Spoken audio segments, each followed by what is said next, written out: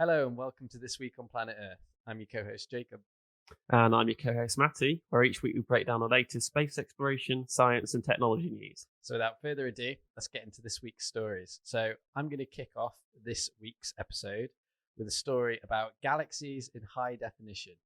And basically there's an article over on the BBC that is saying that astronomers have captured some of the most detailed images ever seen of galaxies in deep space, and they are in much higher definition than normal and reveal the inner workings of galaxies in unprecedented detail.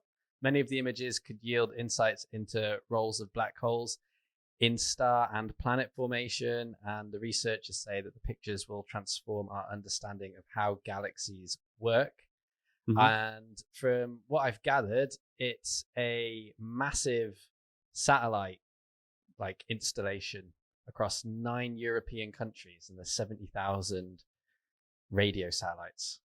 Yeah, so it says, I think it's using radio, as you said, radio signals and a lot of sort of distributed antennas to make one massive kind of satellite. So yeah, some of the images in this are really awesome. Going quite a long way back. So what I'm looking at here is 2.6 billion years old of the galaxy in the radio spectrum. So yeah, always love nice pictures of the galaxies. Yeah, it always just blows my mind that we're able to see things that either the human eye can't see or just super far back in time. It's awesome. Mm-hmm. Yeah, it's awesome. It's awesome. Yeah, so my first bit of news is about AI trucks again. So we spoke about this a bit in the past. We sort of said how we thought it might play out. Well, now Waymo, which is a company owned by Google's parent Alphabet, they are building a hub for its autonomous trucks in Texas. And it seems like we were sort of right again. So they're building this sort of big hub just outside of, in the sort of Dallas-Fort Worth area. So just outside the city. And they're planning to use these sort of autonomous trucks to ship things between these sort of distribution centers. Which is exactly what we thought they might do. Yeah, that's so cool. Yeah, so they're at the stage now where they're sort of starting to trial these things. At the moment, they still have a driver and a software engineer on board, but they're sort of teaming up with other industry leading companies. So Mercedes-Benz are sort of getting involved in supplying some of the trucks. And they talk about how they've teamed up with Ryder, which is apparently one of the US's largest rental truck operators. So they're going to be sort of helping to manage the fleet. So it seems that we're at the point now where they are sort of actually rolling this stuff out, and it's sort of similar to where AI sort of taxis were maybe 2 or 3 years ago. So we might see these things on the road relatively soon.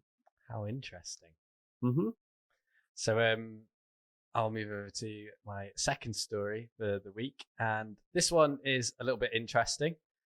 And you know me, I like to bring something a little bit crazy to each episode. But this one is on IFL Science. And basically it's saying seeing life as a spectrum could help us seek it outside Earth, two scientists claim. And the paper goes on to say that we think of life having appeared on Earth only once, diversifying from there. A new paper challenges this theory from two directions, questioning whether advances in complexity actually represents new forms of life. Mm-hmm. And yeah, it looks interesting. It's written by Stephen Luntz, and he's basically going into this debate about how life started and how it could have gone from single cellular to multicellular. But if I'm honest with you, I don't fully understand what his argument is. But yeah, I've had a read through, and there's an interesting line in it. And he says, human culture lives on the material of minds, much like multicellular organisms live on the material of single-celled organisms. On this basis, complex ecosystems like forests or coral reefs could be seen as new life forms rather than ways for existing life to organize itself. So I think what they're saying here is that things like coral reefs and forests, we think of them as trees and coral are sort of earth life, and they just happen to sort of form these structures, which we're quite familiar with. Yeah. But maybe we should be thinking of these forests and coral reefs more like a new organism that's very different to sort of humans. Like, as I said, for humans and sort of bacteria and stuff, you have discrete individuals that make up a collection, whereas maybe we should be thinking of these forests and coral reefs as more like a new life form, as one life form. Yeah. And I think it's sort of about applying that to sort of maybe species off Earth and what we should be looking for sort of on other planets as well. So yeah, it's quite interesting. That's cool. Back to techie stuff. So another sort of favorite long-running thing of mine is nuclear fusion. So the scientists at National Ignition Facility in the US, they've reached a sort of another milestone in their experiments where they have managed to reach 70% energy efficiency for ignition. So obviously the sort of big milestone that people are trying to reach is you put in a set amount of energy into nuclear fusion and you get at least that amount back. Yeah. So you could sort of sustain it running itself. So that would be 100%. Well, they've managed to reach 70% efficiency. And this particular nuclear fusion experiment uses very, very powerful lasers to basically collapse matter in on itself using light. So they have a tiny capsule of material that they're trying to fuse, and they just fire a lot of energy at it to make it collapse in on itself under the pressure of light. And they say the scientists have triggered a fusion reaction that churned out more than 10 quadrillion watts of power over 100 trillionths of a second. So it's a lot of energy they're dealing with. And yeah, they say how they use 192 laser beams to basically vaporize everything and just pummel it into a very tiny thing so that it fuses. But yeah, that's a lot of power over a not very short amount of time. So yeah, that's insane. That sounds like something out of like a sci-fi film too. Mm-hmm. Yeah, these sorts of things are pretty crazy. And yeah, the National Ignition Facility, I think, is one of the sort of leading ones in this particular area. There's another one which uses sort of tokamaks and more conventional stuff, but I think this one's awesome. Yeah. No, that's really cool.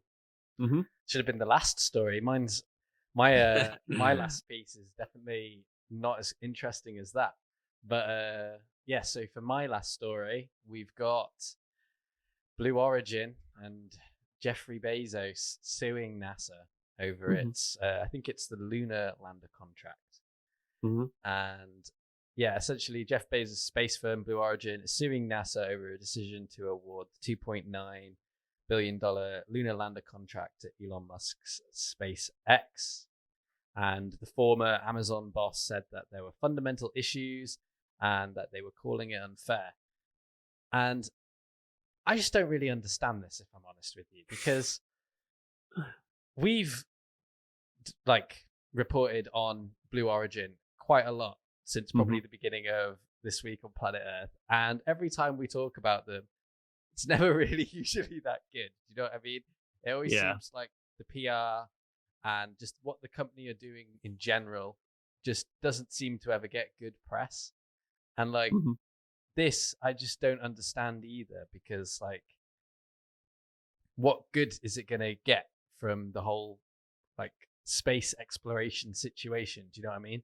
NASA have already complained that they're going to have to delay their Artemis mission because of funding with the suits, because isn't that 1 billion or something, 1.2 billion?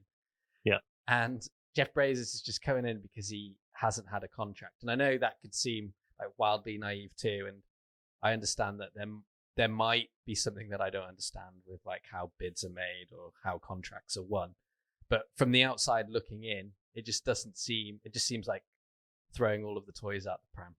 Yeah, but yeah, it says here that Congress only granted $850 million of $3.3 billion for the requested project. So it's not like NASA have just sort of pulled a fast one. You know, they've got real reasons to sort of cut back on the contracts they're awarding. And in particular, not to sort of downplay anything, but Blue Origin are nowhere near the sort of level, that sort of SpaceX are in terms of actual like space exploration. Like SpaceX have a history of launching stuff into orbit and doing it quite successfully, whereas Blue Origin have done one piloted space flight. Blue Origin, it's more so a promise, isn't it, than a guarantee at the moment. Yeah, and I didn't even think that was what they were.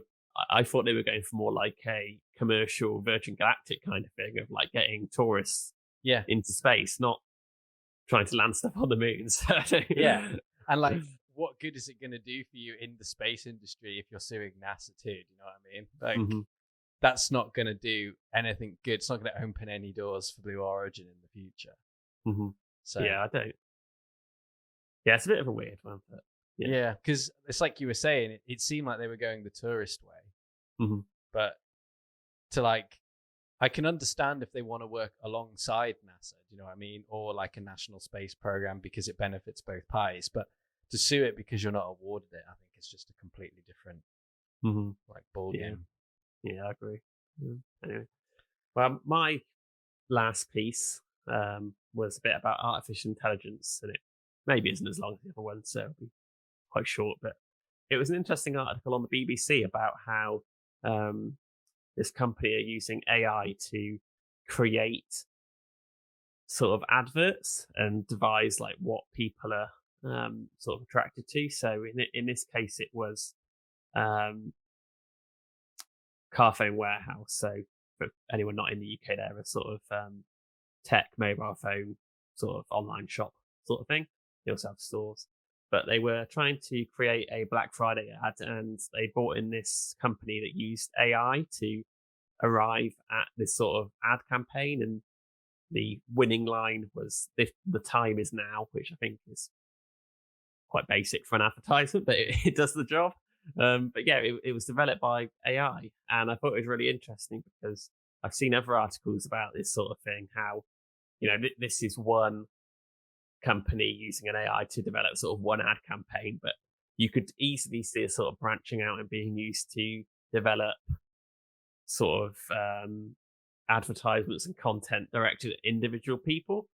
And I instantly sort of think about YouTube as well, how you could sort of maybe target sort of thumbnails at individual people basing on sort of who's looking at it. So you can sort of harvest your data and see sort of what you've clicked on, what you've bought in the past, what sort of things you're interested, and make an advert sort of in real time for you to see sort of the content that's just placed there as sort of a placeholder. So this sort of thing I think is it's a bit scary, but it's also pretty cool. And yeah, if adverts could get a bit more personalized rather than some of the stuff I see, that would be great. That's interesting you say that. When I used to work at an old marketing firm, that's what we would do. Like, we would design a piece of content for like everyone, and then we'd design one directed at like females, then one directed at males, and then one for like older, one for one for younger. And then we'd like send them out and we'd target them through their like email addresses and stuff. But it's cool that they've got like an AI to do that. Yeah. Wow. Yeah, it's just sort of another area where AI sort of has the potential to do things sort of just faster and on a much more bigger scale than people, isn't it? Realistically, an ad company can only produce so many adverts in, if someone's sitting down and like creating images and creating text is a lot more intensive than just setting a computer code to run and generate thousands of them. Sort of at the same time. So but I thought it was interesting. And it was sort of something people might want to look into, because we talked quite a bit about AI in the past. So. No, that is. Well, thank you everyone for tuning in to this week on Planet Earth. Hopefully you've enjoyed all the stories that we've brought forward. And if we forgot anything, let us know down in the comment section below, or anything that we should cover in a future episode. And you can follow This Week on Planet Earth on Instagram at Twope News. And if you want to follow the podcast, it's at Infinite Void Pod on both Instagram and Twitter. And we will catch you next episode.